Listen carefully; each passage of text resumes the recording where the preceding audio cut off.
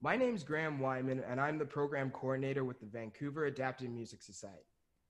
Today, I'm joined by Simon Paradis, and we will be giving an introduction to a VAMS mini school course called Dissecting Hit Songs.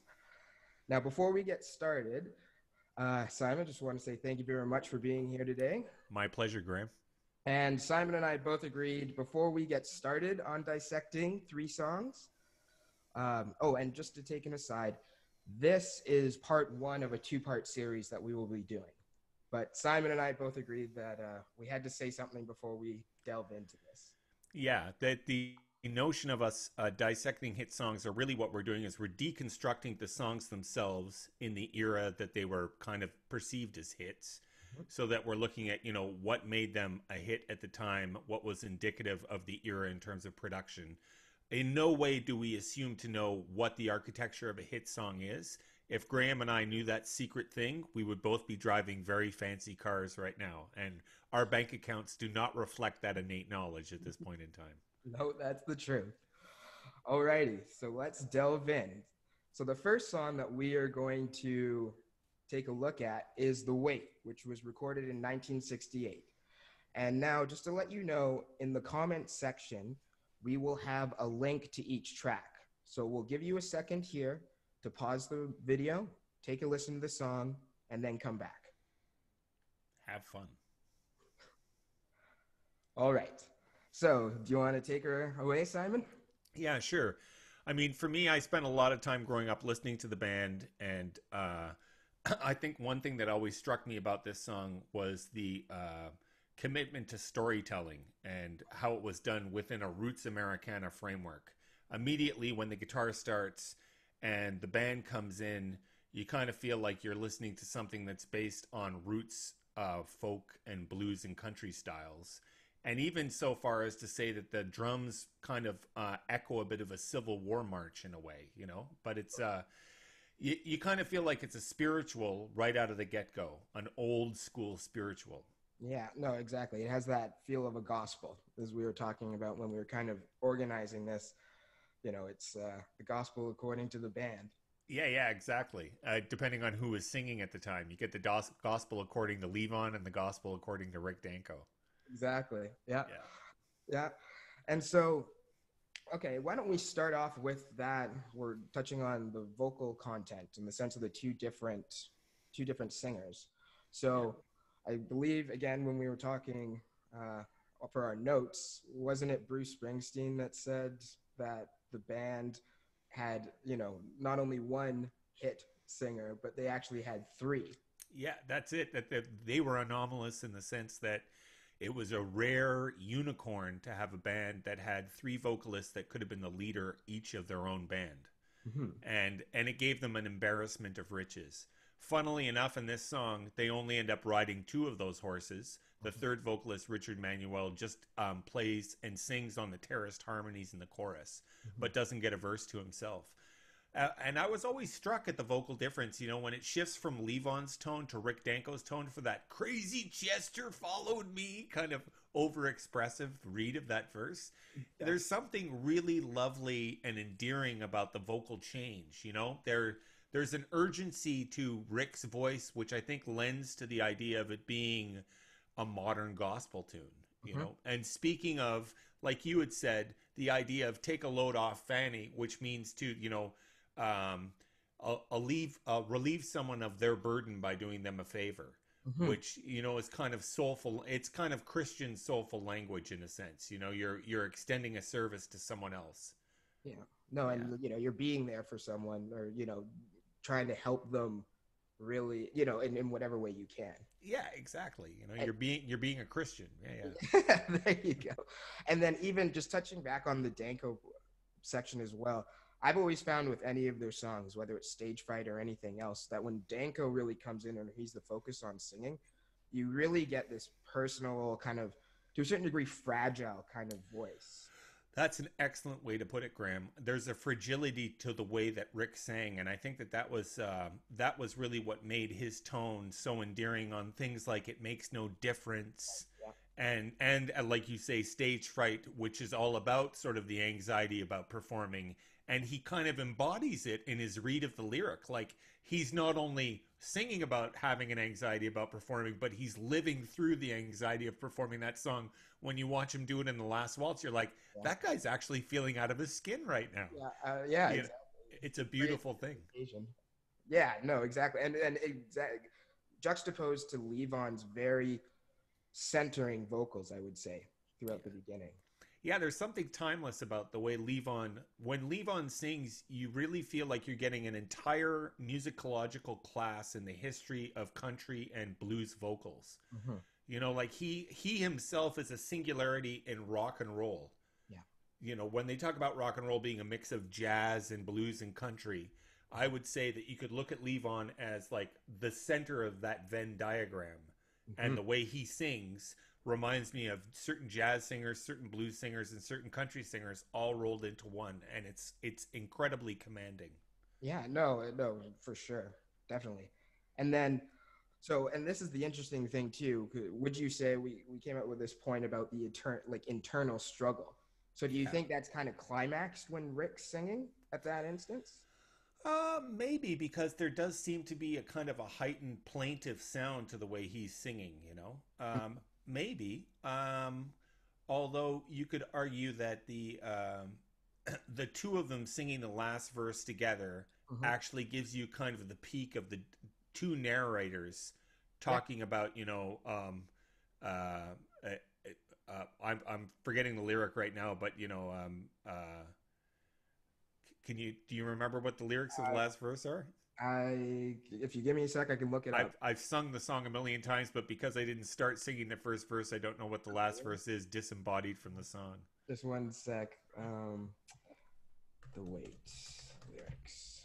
You'll edit this part out, I'm sure. Yeah, it's okay. So let me check this.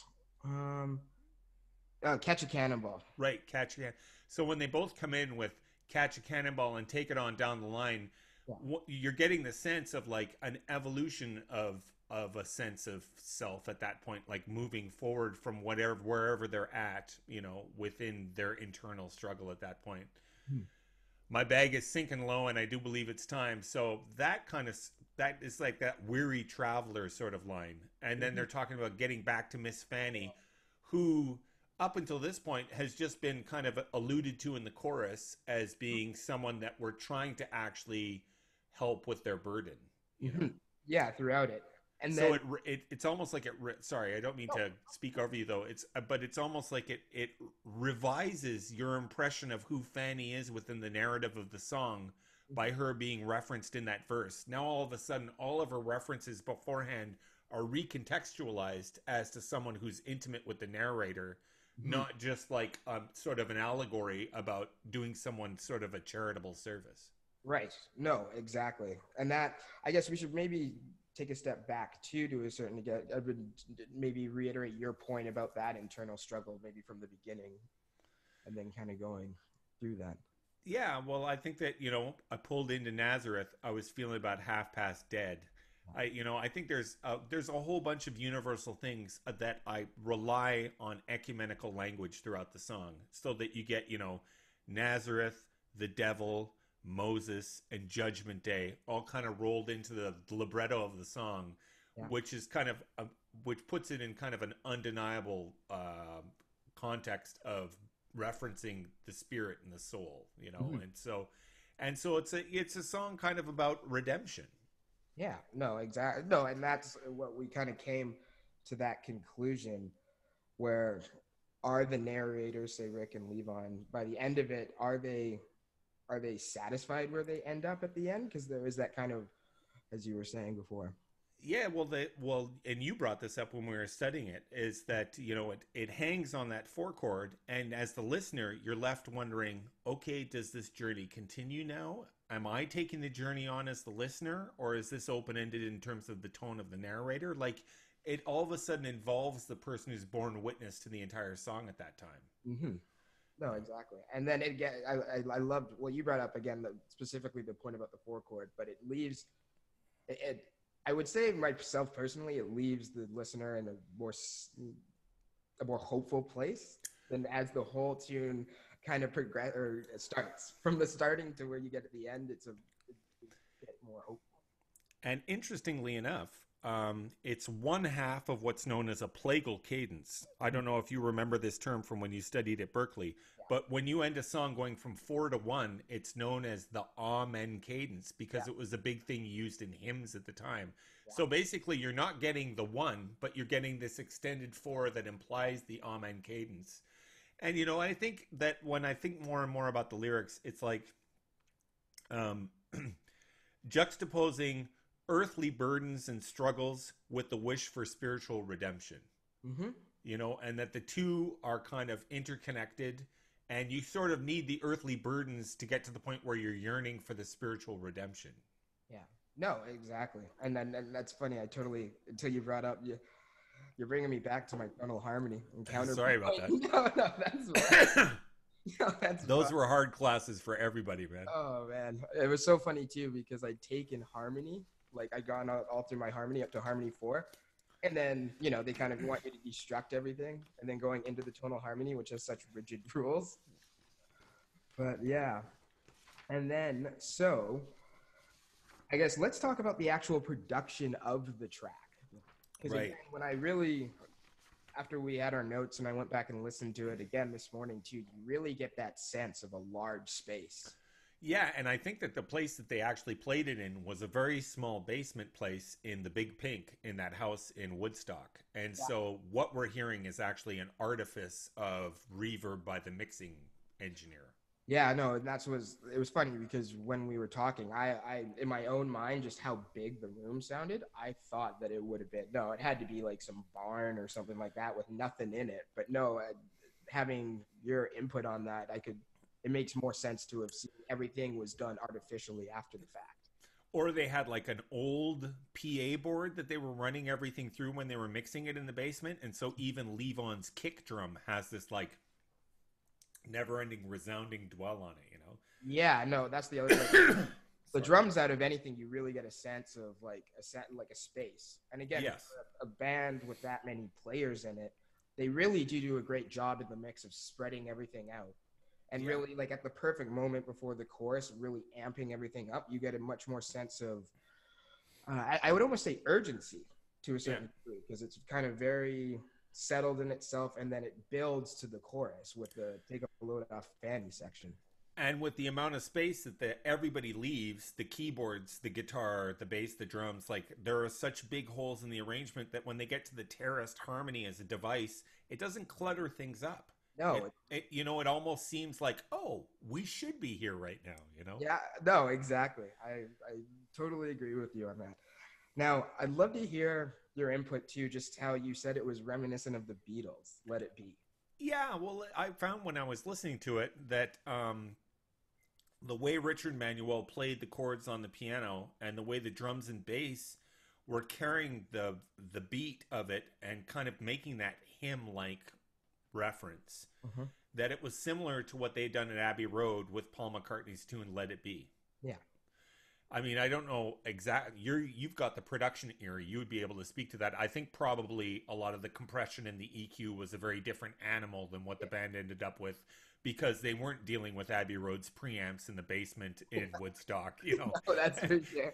And George Martin wasn't tweaking things afterwards, right? No, for sure. So it's kind of more of a Heinz 57 mix that they ended up with. But I think that the way they went into it was very similar to the way that rock and roll at that time were treating things that referenced religious material. For sure. And the other thing, I think also, at least what resonated with me about that comment was, again, for the Beatles, who obviously were doing overdubs, but that's 4 players versus the band, and still being able to create that sense of space within the weight versus Let It Be. And for it to be a live capture and not dealing with multi-track record. Like, I think that's probably just a left-right stereo print of a live performance. Yeah. Which is why the mixing engineer was forced to just blanket everything with a reverb and no one could escape it. Yeah. Whereas George Martin could go in on Let It Be and he could make the bass end of the piano dwell more than the treble end and make the harmonies not linger as long as the dwell on the bass end of the piano. Like, he could actually build the mix more as an orchestral idea. No, for sure. I Yeah. 100% agree on that. I agree. That's why you and I get along doing these shows, Graham, because there's very little arguing. You know, we're not coming over the desk at each other on something. Yeah, exactly. Through the screen. Yeah. Yeah. All that's missing from this track is Ted Nugent to make it perfect. Yeah, exactly, right? Or what's Alvin Lee? So, all right, I'm just going through our notes again. Was there anything? I think we touched upon everything on that one. Yeah, I think we're pretty tied in. We talked about everything. So, shall we move to the next song that we have?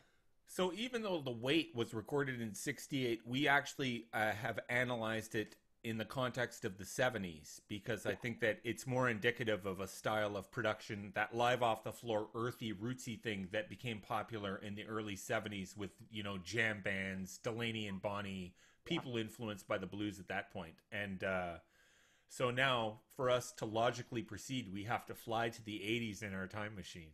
Yeah, my parents' favorite era. There's photos of me where my parents, even though I was born in '90, I'm still dressed like I looked like I was in the '80s. Oh, right. Yeah. Like, can't touch this. Hammer shoe pants, literally. Or at least they look like that. Zippers on everything, yes. A beret. Oh, wow. Oh, no. The Run DMC period of Graham Wyman. Exactly, right? An era that I do.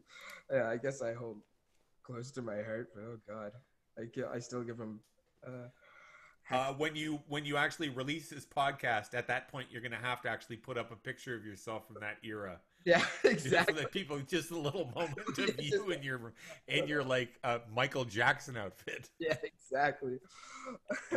All right, so the song... It's hammer time. Exactly, I'll have one glove on.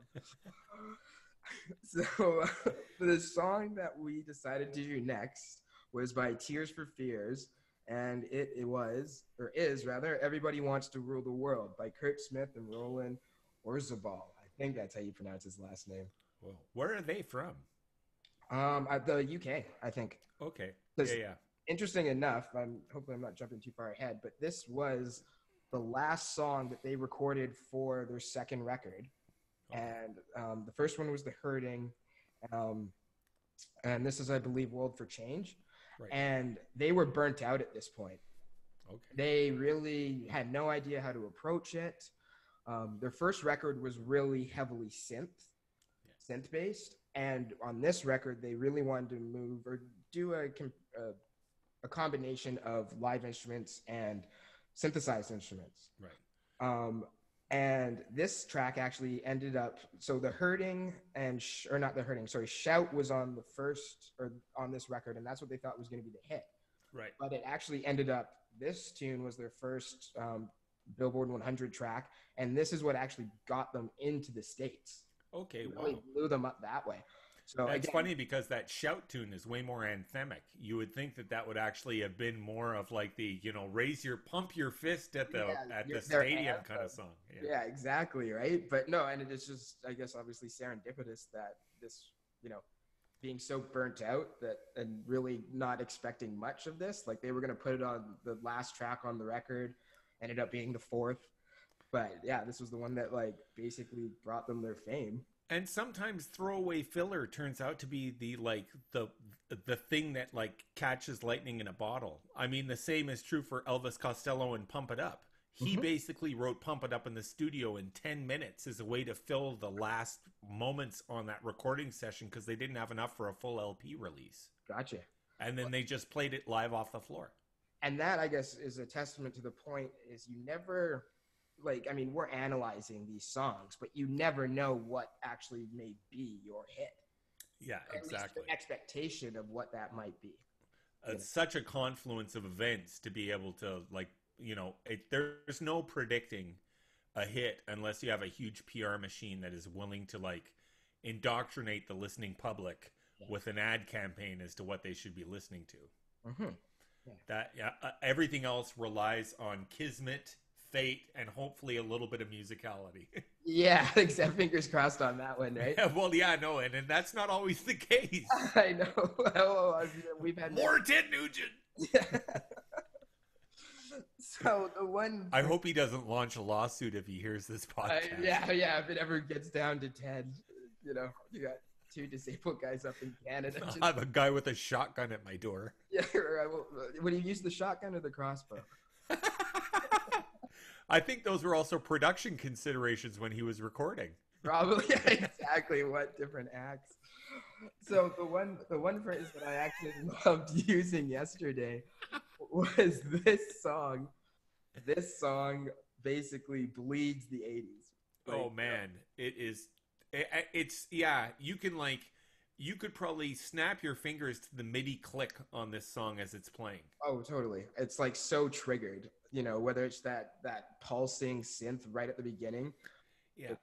Yeah. No, it just, you know, and to take a little aside, MIDI or musical instrument, direct interface, I believe. Yeah. It was created, or it was popularized in 1983, and it basically informed all of the 80s.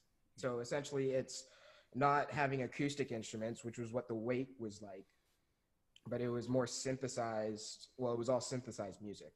So yeah, I mean, you hear it right from the beginning with that pulsing synth. And it barely leaves, especially during the, you know, it's so prominent during the verses. Yeah. And the thing about MIDI, just to talk about that, is that MIDI had an internal clock. And so you could actually set the clock to create a line of events on a keyboard. And then afterwards, you could reassign those events to any sound you want that you could sample. Mm-hmm. No, exactly. And whereas before, production before, you know, you could have a happy mistake in a recording, or it would not be perfect. Right. You know, whereas this is just, as long as you've programmed it correctly, there's no reason, you know, that anything's going to go wrong on it. Yeah, and then it was like it was kind of like arranging backwards, and it made kind of like the musical result of the gumbo, if we can compare it to cooking in a kitchen, a little disembodied. You were kind of like, you know, it always felt a little ancillary to real and organic, you know? Very true. Very true. Yeah. And then, I mean, why don't, just because you at least lived this era, and I mean, you were alive. Hey, I'm the old guy on the podcast here is what's going on now. Yeah, well, I am catching up. I guess I'm only 20 years younger than you now. We're back in the 80s. But, I mean, I wanted to let you explain about the drum production, because, I mean, the first thing that comes to mind is the Phil Collins song, but you can hear it on this.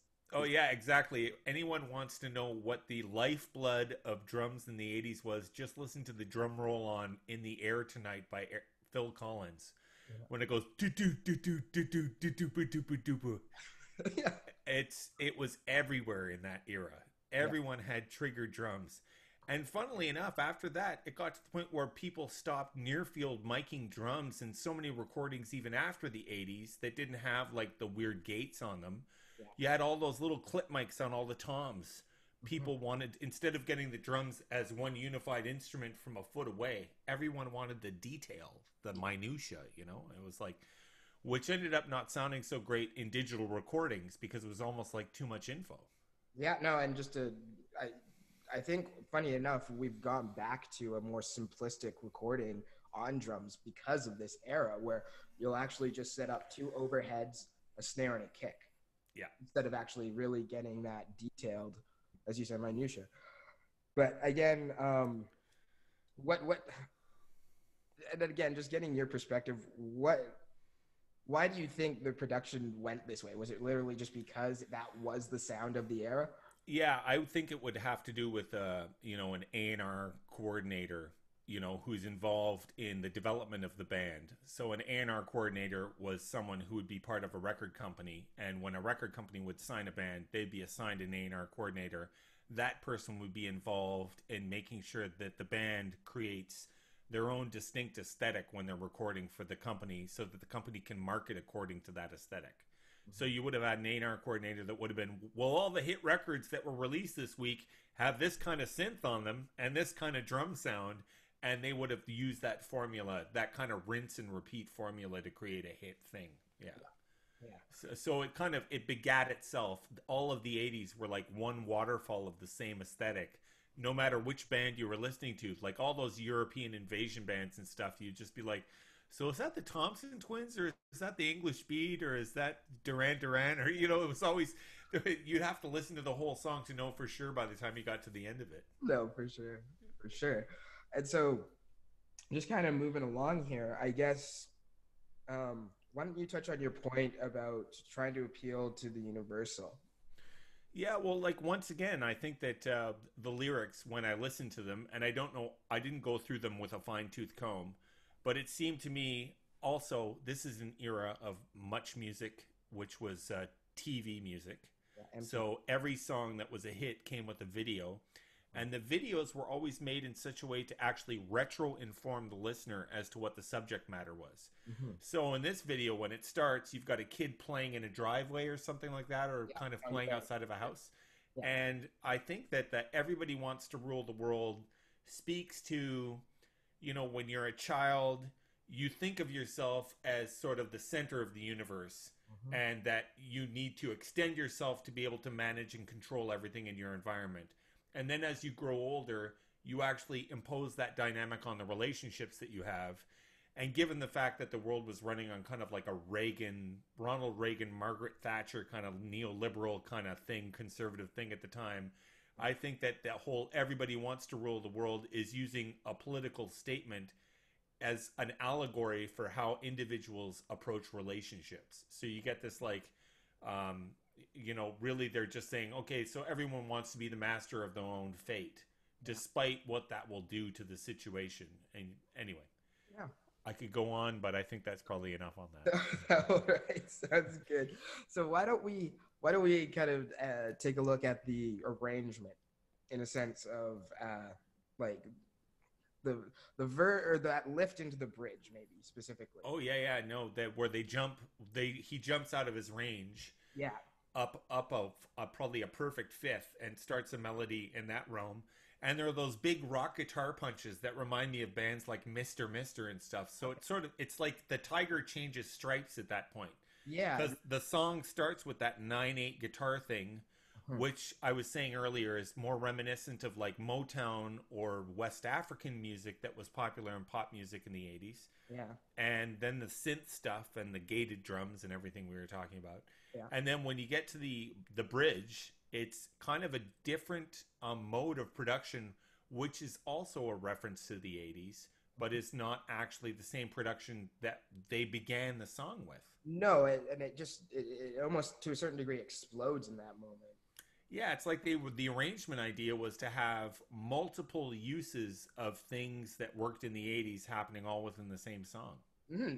No, exactly. And then it also, I mean, obviously you can't get away from the synthesized sound, but I think it also really showcases like the band actually playing to a certain degree, if you know what I mean. It got to get that more to that 70s feel. Yeah, you're right. I hear less of the pulse of the MIDI instruments during that bridge, and it is more kind of rock punches and his sort of committed expressive vocal at that time. He leaves his sort of, pop safety zone and He gets into something more, at least natural, I would say. yeah. Yeah. And then just touching on the vocals in particular, you made a great point when we were making our notes about the guitar player, but the background singer, essentially, how he's actually just singing the same line as the singer. Yeah, and there's something, I really like the simplicity of the chorus. Mm-hmm. The fact that, you've got a beat like this, and every word is right on the quarter note. Everybody, every syllable. Everybody wants to rule the world. Yeah. And in that simplicity and hammering on the quarter note, and both of them singing in unison, so there's no harmony. Yeah. It's almost like the way that, a children's nursery rhyme would have actually been architected or something like that. Like they've reduced it so that it's accessible on kind of a childlike level to the listener, I think. No, and touching on that, the one thing with the production that I was hearing is and I think it's Roland that comes in and it is Roland for the choruses. it actually is very soothing to a certain degree because you've got Kurt's vocals are very big and very reverbed out at this point. Right. But the way that Roland's vocals are mixed is it's just right around it, Oh right yeah, around his. So it's almost like to myself at least, it creates this kind of comforting, even yeah, though it's somewhat like a very like direct vocal line. But yeah. it's Just very like soothing. a little hint of support. Yeah. Exactly during that. Yeah, Kurt's more the Simon Le Bon of that band, Totally. who was the singer for a band called Duran Duran. Yeah. But he was the big upfront kind of cutie pie guy in the band, and Mhm. the guitar player who I think writes all the songs and arranges them Yeah. is the ace guitar player, multi instrumentalist, sometimes support harmony singer guy in the band. Totally. No, and it just works so well too. Like it's funny having really looked at these songs again, gaining a new appreciate. Like I always really enjoyed this song, just having grown up with it so much. But the the little nuances and then how big it gets, as we talked about in the bridge, really like it really is. And I think 4 minutes and 30 seconds in and out, but it just really is soothing. And it's super innovative. Like all of the different things that it touches upon, it's really impressive the scope of both the writing, the arranging, and the production. It's like a song of the 80s that actually defies a lot of the 80s formulas in a way, even though it's using a lot of the formulas simultaneously. No, And I think that to speak on the gang chorus, the two of them singing together for the everybody, it's the same thing they did earlier in the album for Shout, Shout, Let It All. It was all just unison. There were no harmonies. no, yeah, you're right about that. Yeah. Well, I mean, they obviously found the formula, funny enough, Yeah, that worked. yeah. And then, so why don't we go into, we've talked about the choruses, the bridges. Why don't we talk about that little solo motif on the keyboard before? Right, the police. Sorry. Sorry, no, go ahead. Go ahead. No, that little solo right before you get into, funny enough, and this is a kind of a juxtaposition as we just talked about for the 80s, where they have two guitar solos. Who the hell did that in the 80s? No, I mean, know. you'd have to be Van Halen to do that in the 80s. Yeah, exactly, right? Yeah. And especially different tone, different mentality for a group, but, they pulled it off. Well, and two different flavors of solos, which was really impressive. It's not actually, you don't hear the guitar player the same twice. No, exactly. But I'll start where you wanted at that expressive solo, the pre-solo synth motif it's got that breathy, ghosty Zamfir flute patch on it. And I think it's a variation on the way they skip through the melody for the chorus. Yeah. Except they're skipping intervals in much the same fashion, but it's a different variation than what you hear in the chorus. Mm-hmm. So it's reminiscent of the chorus, but it doesn't actually mimic it. Yeah, no, and then I would say the rhythm too is just very distinct compared to what we've heard during the chorus. Yeah, it isn't kind of like takes on that little anticipation, right? I believe it's that. Yeah, dotted eights skipping through rather than just quarter note hammering stuff. Yeah, totally. And then when they get to the guitar solo, it's lovely because there's so much chordal expression and texture. I mean, it's very rhythmic the way that he's playing, kind of Chuck Berry rhythmic, but yeah. The double stops and the quarter note triplets and stuff are really, that first guitar solo is not indicative of the type of, solo break on a guitar that you would have had in the 80s at that time.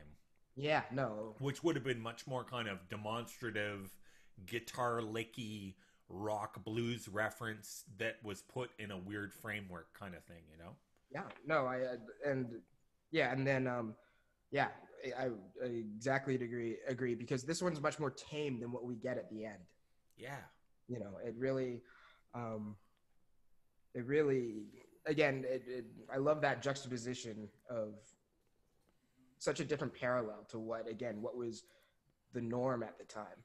Yeah, and that it's that outro solo that's got all the gritty, expressive, almost like fusion guitar stuff going on it. Like he's playing a lot of extensions that he's landing on in his solo, and there's not a blues lick in sight. Like it could be, he could be a guitar player playing at a G3 Summit in a way. It was that kind of flavor. You know what I mean? Like no, totally, I get that. Yeah. What's the name of that? Not Steve Vai, but the other guitar player who plays at the G3s, who's got more of a bluesy rock flavor, who did the Surfing with the Alien. Oh, Joe Satriani? Thank you, Joe. It's more like a Joe Satriani solo in a lot of ways. Yeah.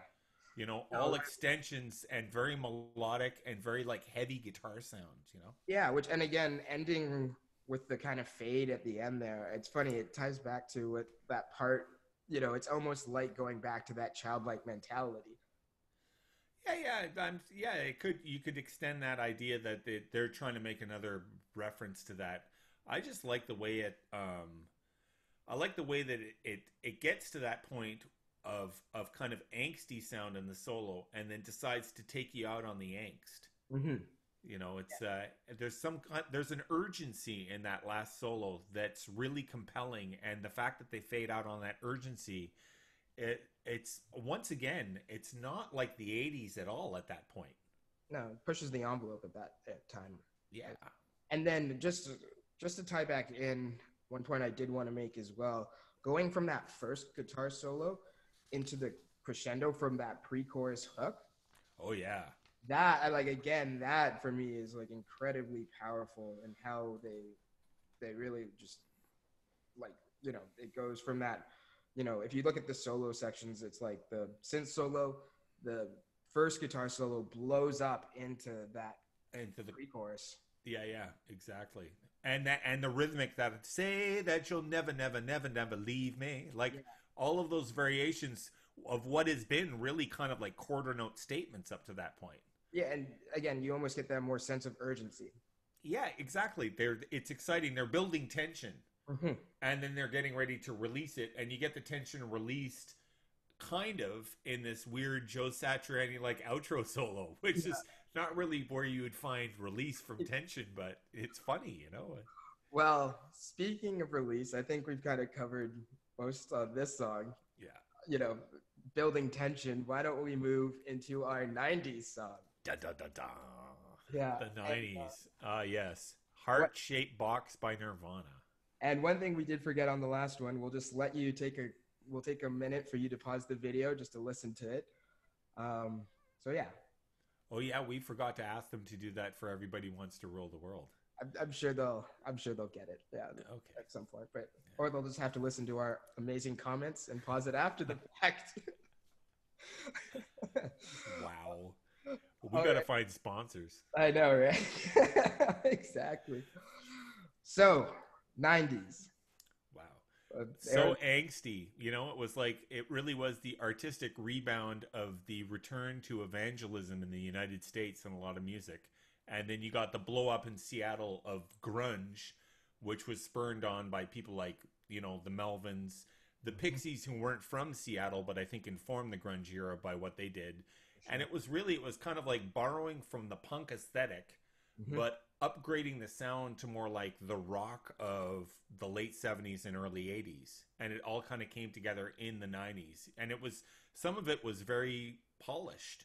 Mm-hmm. It wasn't all garagey. A lot of people think the word grunge implies like lo-fi.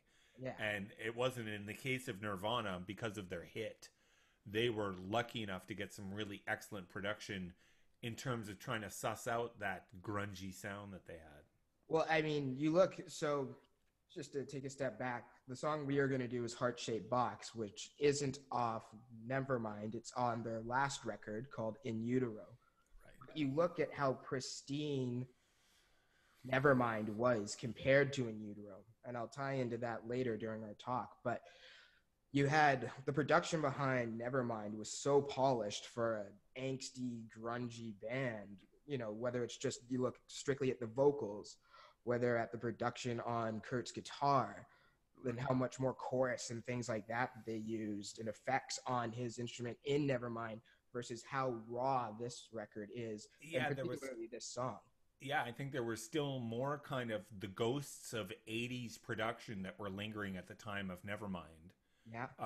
And then they realized that there was something to be said for the starkness of grunge music and trying to actually capture it in its rawer form than make it a polished entity.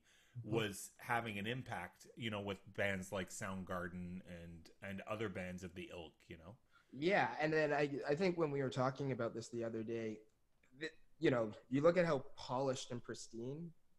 This is like a 180. This is almost like, all right, we hit that. We're taking a left-hand turn. Yeah, totally. Yeah, I agree. Yeah, it was, and it's great because it marries the kind of there's such an angry kind of sardonic tone to the song itself that getting that more bare scaffolding exposed in terms of the song, and its rawest elements like bass, drums, guitar, and kind of gritty vocals. Yeah. It really does something a lot more visceral than you would get if it had been polished off and there was chorus on the guitar and all that kind of stuff. Like, there's way more punch. Yeah, and I think indicative of that and just that angsty feel is that Kurt in this is, I think, detuned in minor third. Yeah, I think he's tuned all the way down to a C sharp. Yeah, exactly. Yeah. So that just indicative of itself is how it just right even from the beginning. I guess why don't you touch on the progression? I'll let the okay. So for people out there that are not comfortable with a lot of music harmony, I'm going to speak of the chords in terms of their numbers, and the numbers have to do with the notes in the major scale of the key. So like do, re, mi, fa, sol, la, si, do, I think of as 1, 2, 3, 4, 5, 6, 7, and then the octave is 8. But we don't actually call it 8. Anyway, we'll get to that another time. So when I think about the chords that are built on intervals, the progression he plays is the 1, and then he goes to the flat 6, which is the 6th chord but a semitone down. And then he resolves onto a major or dominant chord on the 4 chord. What's interesting about that progression is that the tension he builds by going from 1 to flat 6 makes you think they're in a minor tonality, but he ends on a chord with a major third in it, which provides a huge amount of release to the tension build up just in those 2 chords. And it's crazy because it's cycling in the verses on those chords, and I even think it's cycling that same way in the chorus as well. But you get it's just such a lovely gift to the ear every time it comes around. And with him detuned, that chord he lands on is this throaty, very low tuned chord with the major third in it, and the voicing is not the same you get in standard tuning. So the way the notes appear is really interesting as well. Mm-hmm. No, and that, touching on that, you would normally expect the chorus to be kind of that release or relief. Which this just turns it on its head. It's like the verse has got this kind of pleasant sparseness to it, and then all of the energy and tension is within the chorus all of a sudden. Oh, we're looking at Graham's shirt. Yeah, no, I had to turn on the my computer almost died. So. Uh-oh. Yeah, no, we're good. We're good. Apologies for that. Okay, beauty. Yeah, no, it's a flip. Instead of actually building tension in the verse and releasing into the chorus, they hold back on the verse, and then they ramp up all the tension into the chorus with the like heavy shots, the screaming vocals, the bent guitar notes on the screaming vocals, and then ending on that tritone, that da-da-da-da-da-da, which a tritone, for everybody out there, this is a popular interval in music, and it's the distance of it is a flatted fifth, and it's common in all chords that are known as dominant chords that have a flatted seventh in them. And so you get the flatted fifth in the relationship between the third and the flatted seventh, which is what he's playing when he goes da-na-na-na-na-na, or I got a new complaint. Yeah. And it's not melodic and comfortable at all. The whole time it's like, it's like Vikings have landed on the shore and they're coming to burn your village. Like, there's nothing kind of soothing about it. Yeah, no, and well, it just, again, for something that if you want to look at a parallel even to what Everybody Wants to Do the World did and how that was indicative of the 80s but flipped it to a certain degree, this is also the exact same thing where you would expect the chorus to really bring that soothing factor. And to touch on the tritone, it's just a sense of alienation. Yeah, there's so much. There's no resolution there. Like when you get that played in that fashion, what you're hoping for afterwards for your ear in the game of cat and mouse with your ear is that you want to hear that tritone to resolve to what would be the logical tone like tonic relationship of that tritone. And they don't, they just leave it hanging out there. And what's funny too is it's almost like it's a bit of a 1-2 punch, because you get the progression where you're expecting a minor chord, but you get a major chord, but within the major chord you get this tritone. So it's like building tension towards a minor, but then it never actually resolves to a minor, it resolves to a major, but in the major you get this unstable voicing, and it's like there's nowhere you can rest your ear and be comfortable. No, and it's even because I think at the end, if I'm remembering correctly, at the end of the main chorus, they still have just two. It's funny, Kurt's vocals kind of get this settling of not being so thrashy, and they just have, but the guitar is still doing that, yeah, that Yeah, yeah, section yeah. for like, I think they go through that 2 times, and then it settles back into that almost, you know, to me, I find, even though they're sung beautifully, it's almost like unenthusiastic vocals during the verses, Right. which is the settling part of the song.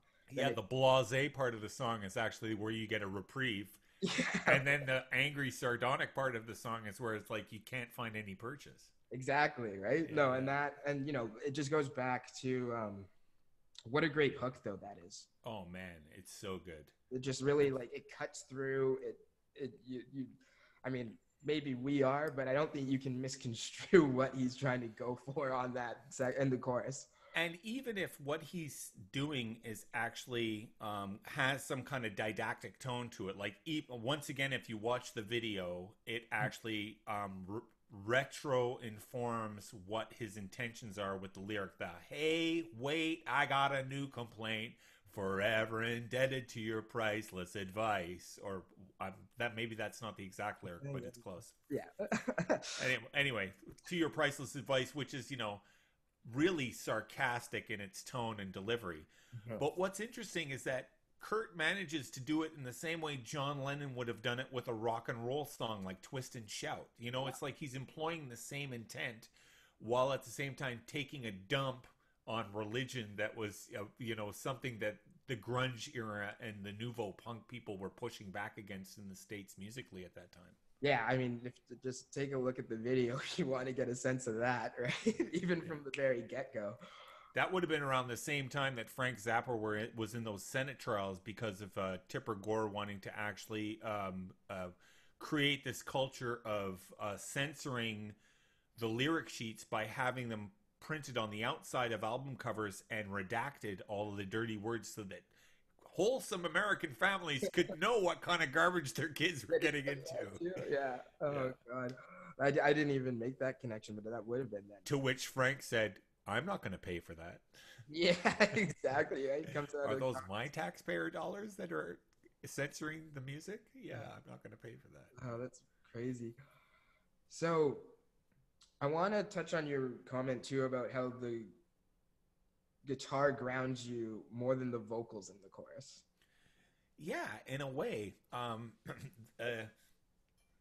I think it's because everything is kind of so visceral and upset with him going, "Hey, wait!" Like that kind of, it's like a screaming infant, It's like there's nothing but the bend that which follows the melody line. Yeah. It helps you reference and frame the vocals. Although the vocals supply all the tension, it's like the guitar actually supplies the melodic contour of what's really going on. So you tune what you're hearing in the vocals to what the guitar is playing. Because I don't actually think if you were to isolate the vocals, I doubt very much that all those notes would be hit by Kurt. Yeah.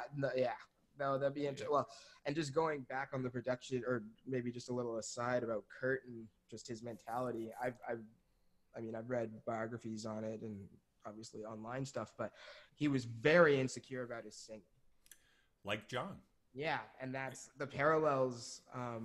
There's a great, and I believe it's on YouTube. It's a VH1 classic album, but it goes through the recording of Nevermind.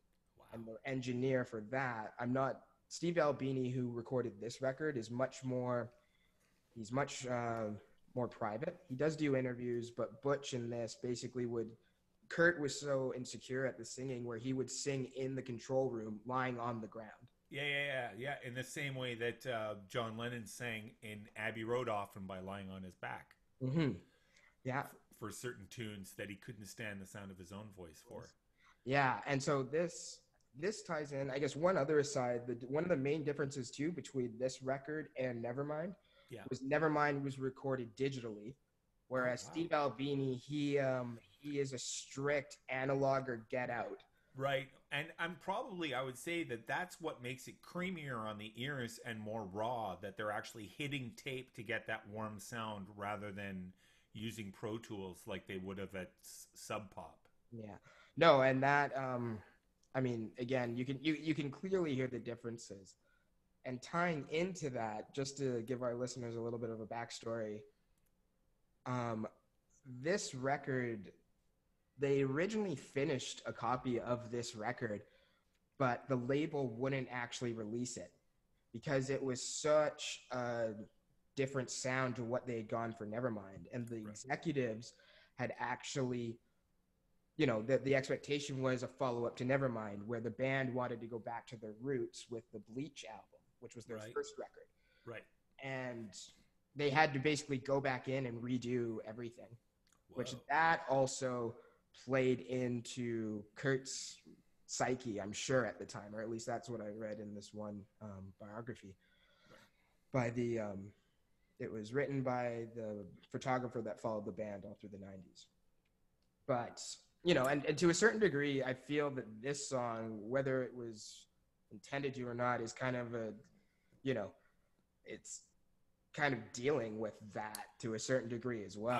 I was going to say, like, maybe the wait, I've got a new complaint, you know, it has to do more with his relationship with the administration of the record company, but the video decided to hinge it on kind of the moral majority wave of the United States morality politics at the time. Yeah, no, for sure. So, okay, that's just a little behind the scenes. That's all right, man. That's good. So, we talked about kind of the reverse arranging, and again, the other thing too, you listened at how sparse, and to a certain degree, this is almost very reminiscent of Smells Like Teen Spirit, where, you know, there's not a lot going on during the verses in Smells Like Teen Spirit and Heart Shaped Box, but then you get these choruses that just blow up with parts and doubles in the vocals, things like that. So no, that's funny enough. That was almost like maybe their formula to a certain degree. It was very sparse, you know, even on Smells Like Teen Spirit. I mean, I think Novoselic's playing 3 notes throughout the whole thing, and Grohl's actually really reserved compared to that big opening chorus in Smells Like Teen Spirit. Right, which was also part of the intro. Yeah, and that kind of actually became after Smells Like Teen Spirit came out, that song became the formula for how to deal with grunge songs in general, to a point where I've seen some comedy routines of guys talking about the grunge songs and singing, and they'll sing, and what they'll say is, "This is the quiet part of the song. This is the quiet part of the song." And then they'll start thrashing and go, "And this is the loud, angry part of the song." You know, so it kind of became its own sort of trope. Mm-hmm. Yeah, and do you think that was really indicative because of Nirvana, or just maybe what was going on across the scene in general? Well, I mean, definitely when a scene is created in music, a lot of times, especially like popular music, and we can call it popular music because that was kind of the flavor of popular music at the time, it usually chases money. And so if someone comes up with something that makes a ton of money, like Smells Like Teen Spirit did, then immediately you have a whole bunch of indie labels that start to actually create things that are based on that formula in hopes to riding on the coattails of that kind of explosion. Yeah, for sure. So you end up with, I mean, I don't have any references off the tip of my head right now, but there were a lot of songs I heard on the radio in the 90s that were very similarly sculpted as to, here's the big intro, here's the quiet verse, here's the big chorus, here's the quiet middle eight. You know, it's like it was oscillating between very understated and then we're burning your house down kind of production. Totally. And then, because again, I love, like, you brought up, this is pop, but to a certain degree too, it's like anti-pop. Yeah, no, it's funny. It's actually creating a popular art form out of rallying against what was considered pop music at the time. Mm-hmm. In the same way that the punk movement did. You know, I would think a lot of punk music started out intending to be counterculture music. Yeah. And then it started to sell. Yeah. And then you ended up with a bunch of bands that tried to emulate whatever that punk aesthetic was. And some of them made money and not all of them did. And, they, you know, once again, it was like everyone has to, you know, pay rent and buy dinner, right? No, for sure. And then that plays into, you know, you not wanting to become part of that machine, but you unintentionally do. Well, yeah, and it also speaks to the amount of, in all of those kind of outliers of musical styles, you always get these like core group of people that are like, this is the real deal. Mm-hmm. And then people who are pointing at other people and going, you guys are posers. You know what I mean? that culture of like what it means to be in kind of the hip group. Yeah. And all those outlier styles, they all engage in that kind of, so, you know, depending on, you know, what you're after, you want to sit at the table with the cool kids. You don't want to be considered to be a poser sitting at another table. Yeah. And that generates a lot of how the, you know, how the trend moves given those critiques, you know, and a lot of that is driven by journalism. Mm-hmm. So you would get a whole bunch of trusted journalists that would actually seed and propagate the trajectory of a given style of music.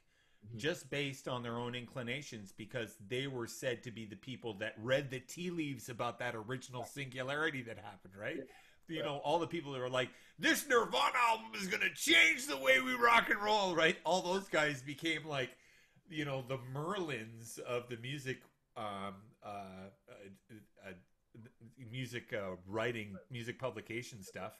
And everything they said for the next decade after that, which was like, you should really maybe check out this band. And then immediately that band would get 2,000 people at all their shows, right? Well, and the thing, too, and I mean, I'm sure most of our listeners know this, but it was literally overnight that they got their success. It wasn't like a gradual thing. Like they had that first record that it was a Northwest Coast really kind of scene. Yeah. Then Nevermind came out, and I think they like...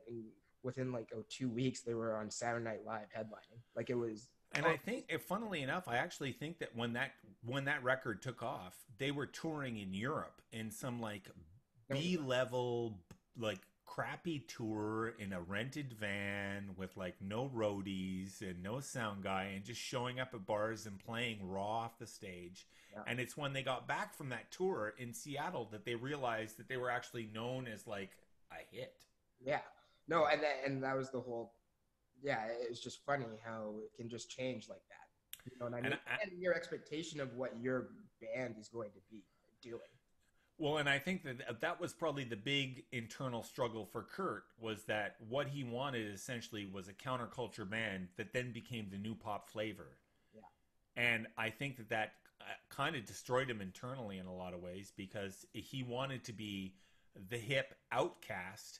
He didn't want to be the flavor of the week, you know? No, and no, that's apparent in the interviews that he does. You know, you watch that, like it wasn't, he was forced into something that maybe necessarily, well, I know for a fact that he couldn't deal with, whether it was abuse with drugs and things like that. Yeah. You know, to kind of his coping mechanism. Right. Well, I mean, and obviously they were huge because they got that Unplugged show on Much Music, which was really the Unplugged on Much Music at that time was like a marquee event in the world of music. Like the people who did that were like mega stars. Yeah. So by virtue of the fact that he came on and then did that iconic version of Bowie's The Man Who Fell to Earth. I Sold the World. Oh, Man Who Sold the World. Yeah, sorry. The name of the album is The Man Who Fell to Earth, right? Sorry. The Man Who Sold the World. I'll forgive you. Please edit that out for me. Just Graham. Once. Just once. Edit that out for me. Okay, take two. The Man Who Sold the World. It was, anyway, and it was really such a, I think it it did a huge thing for Bowie's career at that time as well, who was still, I think, living on his Let's Dance catalog at that point. So it was an interesting, like retro pollination of someone who was an important artist in the 70s and 80s to have a 90s band, make that statement. Is like, this is critical music and it's not pop music. This is something really important. No, I agree. I agree. So I'm just looking over our notes. I think we've shot all the fish in the barrel on that. Yeah, no, I think, and even then some. A few sturgeon on the side. Yeah. Exactly, right? Well, Simon, always a pleasure. And thank you, everyone, man, for tuning in today. And just to let you know, next week at the same time, 2 p.m., I believe, on Friday, we will have part 2 of this talk. So you can kind of guess where we're headed next. If you're tired now, just wait. Yeah. Well, we are talking about another one of my favorite bands coming up here. So if anyone who knows me well might have an idea on who they are. And I think in the next episode, we'll be doing 2 more songs from 2 different decades, and then we'll do a recap of sort of what we've gone through for people and have those URLs up in the message area so that people can listen and audit to the stuff that we're talking about. For sure. Yeah, no, we will. All right. Well, take care. Thanks, man. All right. Peace. Take it easy, Graham. You too.